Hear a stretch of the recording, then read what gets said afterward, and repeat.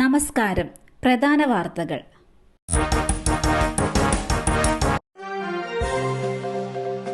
വ്യാപക സൈബർ ആക്രമണം, നിയമ നടപടി സ്വീകരിക്കുമെന്ന് WCC.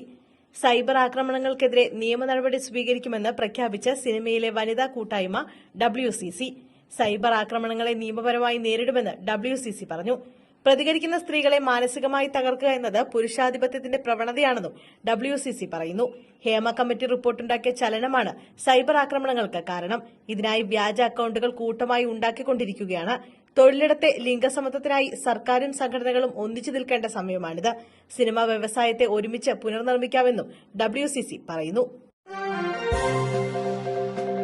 ബിസ്ക്കറ്റ് എടുക്കാൻ കൈനീട്ടി, മെഷീൻ ബെൽറ്റിൽ കുടുങ്ങി 3 വയസ്സുകാരന് ദാരുണാന്ത്യം.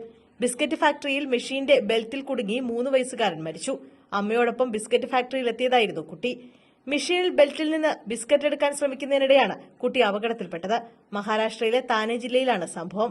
അപകടത്തെ തുടർന്ന് ഫാക്ടറി ജീവനക്കാർ കുട്ടിയെ സമീപത്തുള്ള ആശുപത്രിയിൽ എത്തിച്ചെങ്കിലും രക്ഷിക്കാനായില്ല എന്ന് അമർനാഥ് പോലീസ് പറഞ്ഞു. കുട്ടിയുടെ മൃതദേഹം പിന്നീട് സർക്കാർ ആശുപത്രിയിലേക്ക് പോസ്റ്റ്മോർട്ടത്തിനായി അയച്ചതായും അസ്വാഭാവിക മരണത്തിന് കേസെടുത്തതായും പോലീസ് പറഞ്ഞു. മുഖ്യമന്ത്രിയുടെ രാജി, യൂത്ത് കോൺഗ്രസ് മാർച്ചിൽ സംഘർഷം, ജലപീരങ്കി പ്രയോഗിച്ചു.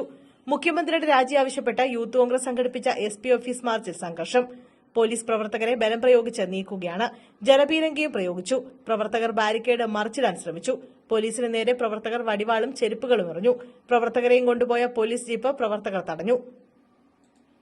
തുടർന്ന് യൂത്ത് കോൺഗ്രസ് പ്രവർത്തകരും പോലീസും തമ്മിൽ വാക്കേറ്റവും ഉന്തും തള്ളുമുണ്ടായി. പോലീസ് കസ്റ്റഡിയിലുള്ള പ്രവർത്തകരെ ആശുപത്രിയിലേക്ക് മാറ്റണമെന്നാണ് പ്രതിഷേധക്കാരുടെ ആവശ്യം. അതിഥി തൊഴിലാളി രജിസ്ട്രേഷന് ഏകീകൃത പോർട്ടലും മൊബൈൽ ആപ്ലിക്കേഷനും വികസിപ്പിക്കും. മുഖ്യമന്ത്രി പിണറായി വിജയന്റെ അധ്യക്ഷതയിൽ ചേർന്ന യോഗത്തിലാണ് തീരുമാനം. രജിസ്റ്റർ ചെയ്യുന്നവർക്ക് ആധാർ അധിഷ്ഠിതമായ യൂണിക് നമ്പർ നൽകി വിവിധ ഏജൻസികൾക്ക് വിവരങ്ങൾ ലഭ്യമാക്കും. രജിസ്ട്രേഷന്റെ ഉത്തരവാദിത്തം തൊഴിൽദാതാവിനായിരിക്കും. സ്ഥിരമായ തൊഴിൽദാതാവില്ലാത്ത വഴിയോരങ്ങളിലും മറ്റും തൊഴിൽ തേടുന്നവരുടെ രജിസ്ട്രേഷൻ തൊഴിലാളികളെ താമസിപ്പിക്കുന്ന കെട്ടിട ഉടമസ്ഥൻ നിർവഹിക്കണം. ജോലിയിൽ നിന്നോ താമസ സ്ഥലത്തു നിന്നോ വിട്ടുപോകുന്നവർ തൊഴിൽദാതാവ് തന്റെ രജിസ്ട്രേഷൻ അക്കൌണ്ടിൽ നിന്ന് ഇവരെ ഒഴിവാക്കണം. പുതിയ സ്ഥലത്ത് ജോലിക്കോ താമസത്തിനോ ചെല്ലുമ്പോൾ തൊഴിലാളിയുടെ യൂണിക് നമ്പർ ഉപയോഗിച്ച് പുതിയ ഉടമയുടെ കീഴിൽ രജിസ്ട്രേഷൻ പുതുക്കുന്നതിന് ക്രമീകരണം ഏർപ്പെടുത്തും. തൊഴിൽദാതാവ്, ലേബർ കോൺട്രാക്ടർമാർ, അതിഥി തൊഴിലാളികളെ താമസിപ്പിക്കുന്ന കെട്ടിട ഉടമകൾ എന്നിവർ ലേബർ ഓഫീസിൽ തങ്ങളുടെ വിശദാംശങ്ങൾ രജിസ്റ്റർ ചെയ്ത് ലോഗിനും ഐഡിയും പാസ്വേഡും വാങ്ങണം.